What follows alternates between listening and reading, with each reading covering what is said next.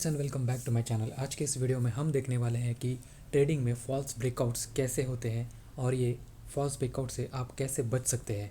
तो दोस्तों, इस वीडियो के डिस्क्रिप्शन में मैंने कुछ ट्रेडिंग बुक्स के बारे में लिंक्स दी हुई है। अगर आपको वहाँ से परचेस करना है तो आप वहाँ से परचेस कर सकते हैं। क्या आपने कभी सोचा है कि जब ब्रेकआउट होता है तो प्राइस अचानक से उलट क्यों जाता है और आपने सही लेवल पे ट्रेड किया है फिर भी आपका एसएल हिट हो जाता है? तो इसका कारण होता है फॉल्स ब्रेकआउट। तो आपने बहुत बार देखा होगा कि आपने कहीं किसी जगह पे ब्रेकआउट होता है। देखिए, यहाँ पे अगर मार्केट ऐसे ऐसे घूम रहा है और जैसे ही ब्रेकआउट होता है आपने यहाँ पे ट्रेड इनिशिएट किया, या फिर ये अप ट्रेंड में है और या फिर ऐसे ऐसे ऐसे ऐसे इसने इस सपोर्ट को ब्रेक किया इस जगह पे या फिर इस जगह पे आपने ट्रेड लिया है। अगर समझिए कि मार्केट यहाँ पे अप साइड पे ब्रेकआउट देता है, आपने यहाँ पे ट्रेड लिया और जैसे आपने ट्रेड लिया मार्केट थोड़ा सा ऊपर जाता है, एक दो तीन कैंडल, और फिर वहीं से घूम जाता है और आपका एसएल हिट कर देता है और उसके बाद फिर वापस अप ट्रेंड में चला जाता है। या फिर अगर डाउन ट्रेंड में अगर मार्केट जा रहा है, यहाँ पे अगर ब्रेकआउट दिया है यहाँ पे, तो यहाँ पे क्या होता है कि बहुत बार आप यहाँ पे ट्रेड इनिशिएट कर देते हो, मार्केट नीचे जाता है और फिर घूम के भी वापस ऊपर आता है और आपका एसएल हिट कर देता है और फिर मार्केट जो है फिर से नीचे चला जाता है। तो ऐसा आपने बहुत बार देखा होगा अपने। तो ये सारी चीज़ें होती क्यों हैं? तो इसको बोलते हैं फॉल्स ब्रेकआउट, यानी या फिर इसको बोलते हैं कि फेक आउट। तो आज के इस वीडियो में हम देखने वाले हैं कि फॉल्स ब्रेकआउट क्या होता है और ये क्यों होता है और इसके बाद आप इससे कैसे बच सकते हैं। ये 3 पॉइंट हम देखने वाले हैं। तो अभी जो मैंने ड्राइंग यहाँ पे की थी वो सारी मैंने हटा दी है। तो सबसे पहले हम देखते हैं कि फॉल्स ब्रेकआउट होता क्या है। फॉल्स ब्रेकआउट का मतलब है जब प्राइस किसी सपोर्ट या फिर किसी रेजिस्टेंस को तोड़ता है लेकिन वहाँ पे सस्टेन नहीं कर पाता है और वापस उसी रेंज में आ जाता है, इसको बोलते हैं फॉल्स ब्रेकआउट या फिर फेक आउट्स। यानी प्राइस किसी भी सपोर्ट को, यानी ये नीचे वाला जो है ये सपोर्ट है, प्राइस देखिए मार्केट ऐसे ऐसे आ रहा है और प्राइस क्या करता है, किसी सपोर्ट को नीचे की ओर तोड़ता है और वहाँ पे सस्टेन नहीं कर पाता है और फिर क्या होता है, वो वहाँ से उसी रेंज में वापस आ जाता है। ये एक रेंज है तो उसी रेंज में वापस आ जाता है और इसको बोलते हैं ये फॉल्स ब्रेकआउट। यानी यहाँ पे ब्रेकआउट तो हुआ लेकिन ये क्या हुआ, फॉल्स ब्रेकआउट हुआ। मार्केट नीचे गया और फिर वापस ऊपर आ गया। तो यहाँ पे क्या होता है, जिन लोगों ने भी यहाँ पे ट्रेड लिया हुआ है उनका एसएल हिट हो जाता है, उनका नुकसान हो जाता है उनके पैसे का, और इसी को बोलते हैं फॉल्स ब्रेकआउट।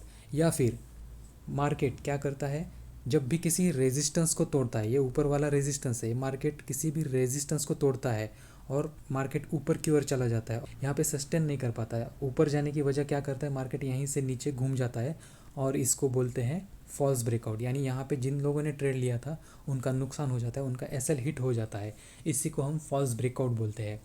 तो यहाँ पे क्या होता है, प्राइस एक जाल की तरफ बाहर निकलता है। यानी जो बड़े ट्रेडर्स होते हैं या फिर जो एफआईआई डीआईआईज होते हैं, बड़े ट्रेडर्स बोलते हैं हम उन लोगों को, तो वो क्या करते हैं कि जाल बिछाते हैं। तो यहाँ पे क्या होता है कि एक जाल बिछ जाता है, प्राइस क्या करता है, रेजिस्टेंस को तोड़ता है या फिर एक सपोर्ट को तोड़ता है और हमें क्या लगता है कि ब्रेकआउट होने वाला है, चाहे वो नीचे की तरफ हो या फिर ऊपर की तरफ हो। हम क्या करते हैं, फोमो में आके यहाँ पे ट्रेड कर लेते हैं और यहाँ पे ट्रेड कर लेते हैं। अप साइड जा रहा है तो अप साइड, डाउन साइड जा रहे थे डाउन साइड के लिए, और हम ट्रेड ले लेते हैं। लेकिन क्या होता है, प्राइस फिर से वापस उसी जगह आ जाता है और यहाँ पे हमारा एसएल हिट हो जाता है और हमें पैसों का लॉस होता है। इसी को बोलते हैं फेक मूव, फेक आउट्स। और इसमें क्या होता है, अक्सर जो रिटेल ट्रेडर्स होते हैं, ये रिटेल ट्रेडर्स जो होते हैं वो यहाँ पे फंस जाते हैं। रिटेल ट्रेडर्स मतलब हमारे या फिर आपके जैसे जो ट्रेडर होते हैं, छोटे वाले ट्रेडर्स, वो यहाँ पे इस जाल में फंस जाते हैं और यहाँ पे उनका नुकसान हो जाता है। इसी को बोलते हैं फॉल्स ब्रेकआउट। तो फॉल्स ब्रेकआउट होते क्यों हैं इसके बारे में भी हम एक बार देख लेते हैं। तो अभी ये जो मैंने ड्राइंग की है इसको मैं हटा देता हूँ।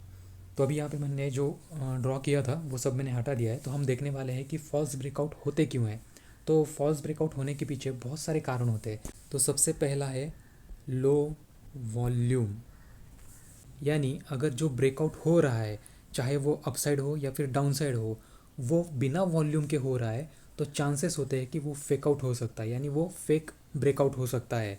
देखिए, अगर ये रेजिस्टेंस है और ये या फिर सपोर्ट है, यहाँ पे अगर मार्केट अपसाइड के लिए ब्रेकआउट दे रहा है और जैसे कि आप स्टॉक में अगर ट्रेडिंग कर रहे हो तो वहाँ पे आपको वॉल्यूम दिख जाएगा। लेकिन अगर आप इंडेक्स में काम कर रहे हो, निफ्टी या फिर बैंक निफ्टी, इनके इंडेक्स में वॉल्यूम आपको दिखाई नहीं देता है, लेकिन आपको जो वॉल्यूम है वो निफ्टी और बैंक निफ्टी के फ्यूचर के चार्ट पे दिखाई देता है या फिर प्रीमियम के चार्ट पे दिखाई देता है। तो वहाँ पे अगर आप वॉल्यूम देखोगे तो वो वॉल्यूम वहाँ पे आपको दिख जाएगी। तो अगर वहाँ पे ब्रेकआउट के वक्त चाहे वो अपसाइड हो चाहे वो डाउनसाइड हो, अगर वहाँ पे वॉल्यूम बढ़ नहीं रही है तो समझ जाइएगा कि वहाँ पे वो जो ब्रेकआउट हो रहा है वो फेक हो रहा है। जैसे कि देखिए यहाँ पे अगर मार्केट अपसाइड जा रहा है सॉरी, देखिए अगर मार्केट अपसाइड जा रहा है और वहाँ पे जो वॉल्यूम है वो बढ़ ही नहीं रहा है, ठीक है, तो वहाँ पे अगर वॉल्यूम बढ़ ही नहीं रहा है तो वहाँ पे जो ब्रेकआउट हो रहा है वो फेक ब्रेकआउट है। या फिर यहाँ पे जो डाउनसाइड के लिए भी एक ब्रेकआउट हो रहा है, तो अगर वहाँ पे वॉल्यूम बढ़ नहीं रहा है तो वहाँ पे वो ब्रेकआउट फेक हो सकता है। एक तो ये हो गया लो वॉल्यूम। अगर आपको वहाँ पे ब्रेकआउट के वक्त लो वॉल्यूम है क्या, अगर वॉल्यूम देखिए अगर ब्रेकआउट के वक्त ये पहला वॉल्यूम है, उसके बाद अगर ब्रेकआउट के वक्त बड़ा बड़ा वॉल्यूम बन रहा है तो वहाँ पे चांसेस है कि ये जो ब्रेकआउट है ये जो असली ब्रेकआउट है। लेकिन अगर पहले की कंपैरिजन में अगर जो ब्रेकआउट के वक्त वॉल्यूम है वो छोटा ही है छोटा ही है छोटा ही है, इसके ऊपर नहीं जा रहा है तो बढ़ ही नहीं रहा है, तो वहाँ पे जो ब्रेकआउट हो रहे हैं वो फेक ब्रेकआउट हो सकते हैं। ऐसा इसका ये मीनिंग है।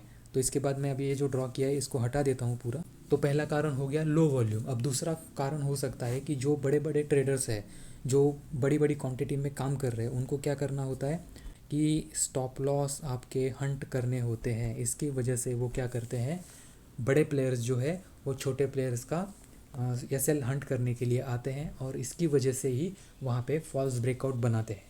तो ये तो बड़े लोगों का काम है, तो इसमें हम छोटे जो ट्रेडर्स हैं हमारे जैसे वो फंस जाते हैं। या फिर तीसरा कारण ये हो सकता है कि कुछ मार्केट में न्यूज़ आ गई हो या फिर कुछ इवेंट्स हैं, तो उसकी वजह से भी अचानक क्या होता है कि अचानक जो खबरें आती हैं उनकी वजह से वोलेटिलिटी बढ़ जाती है और वहाँ पे बिना वॉल्यूम के ही ब्रेकआउट्स होने लगते हैं, तो वो फेक ब्रेकआउट्स हो सकते हैं। तो उन्हीं को फॉल्स मूव्स कहते हैं या फिर फॉल्स ब्रेकआउट्स कहते हैं।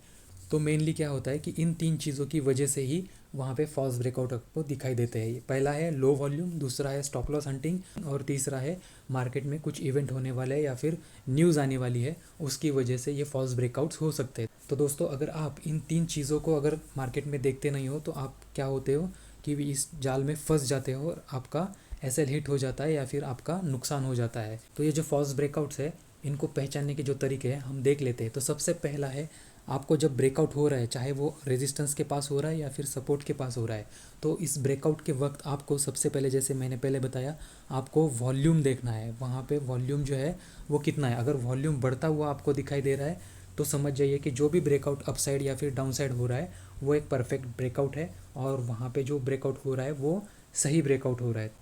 इसके बाद आपको एक और कंफर्मेशन लेनी है, आपको ब्रेकआउट के बाद एक रीटेस्ट का इंतज़ार करना है। देखिए अगर प्राइस जो है वो अपसाइड या फिर डाउनसाइड अगर ब्रेकआउट दे रही है, अगर प्राइस अपसाइड यानी रेजिस्टेंस के वहाँ पे ब्रेकआउट दे रही है, ब्रेकआउट जैसे हुआ आपको यहाँ पे कूद नहीं जाना है, आपको वॉल्यूम देखना है।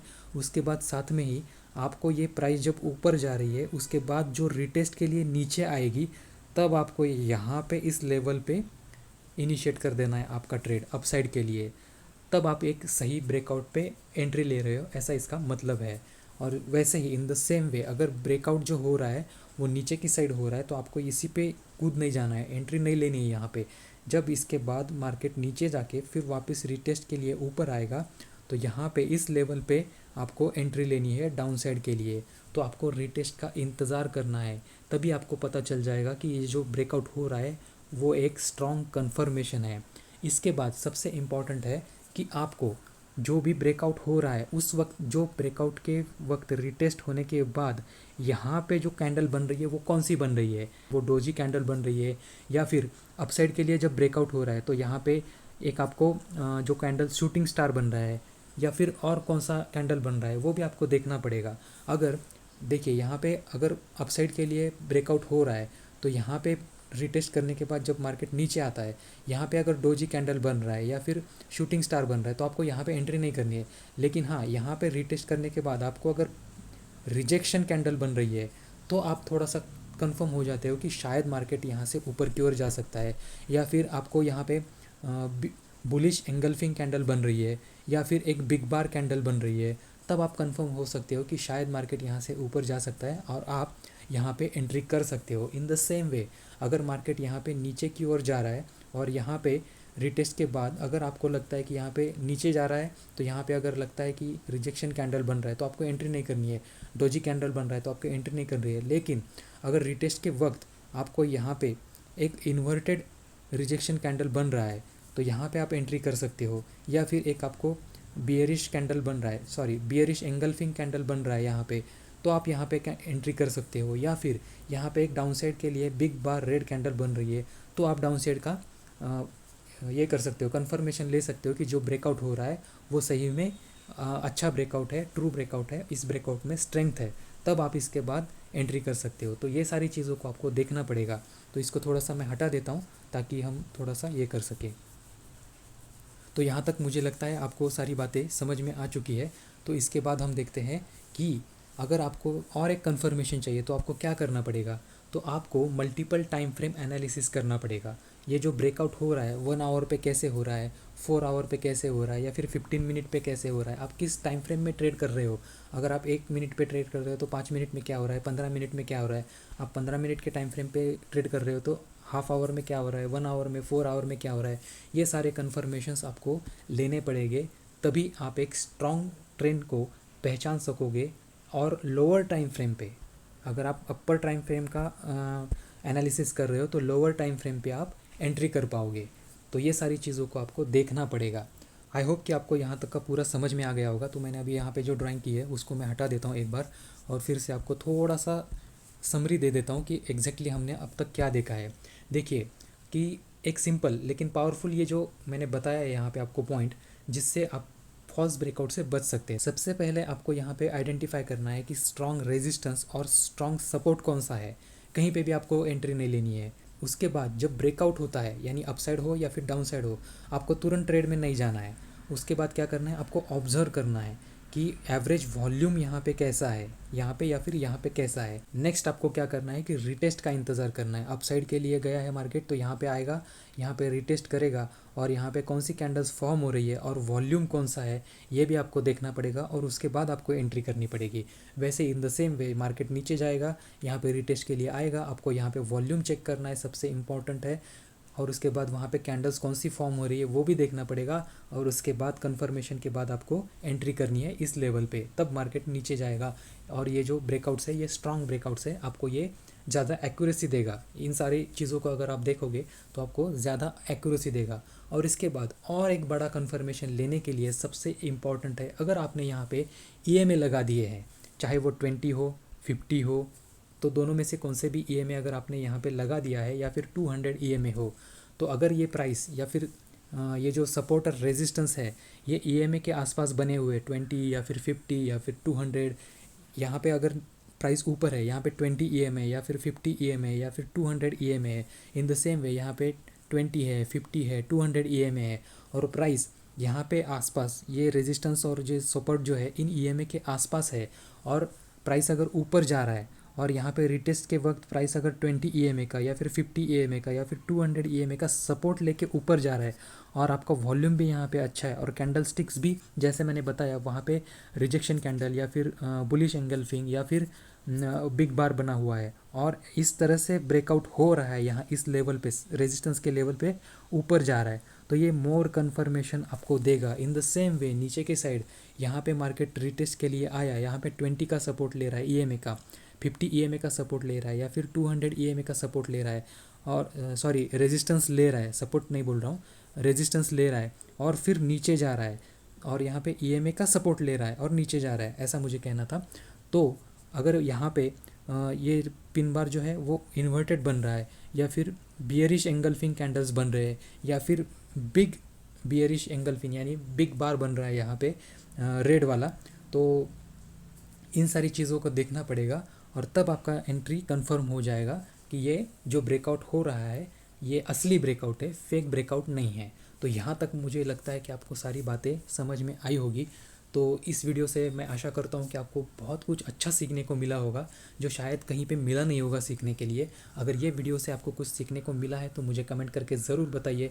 ये वीडियो आपको कैसे लगी ये भी मुझे कमेंट करके ज़रूर बताइए, और इस चैनल को सब्सक्राइब करिए, वीडियो को लाइक और शेयर ज़रूर कीजिए। मिलते हैं अगली वीडियो में।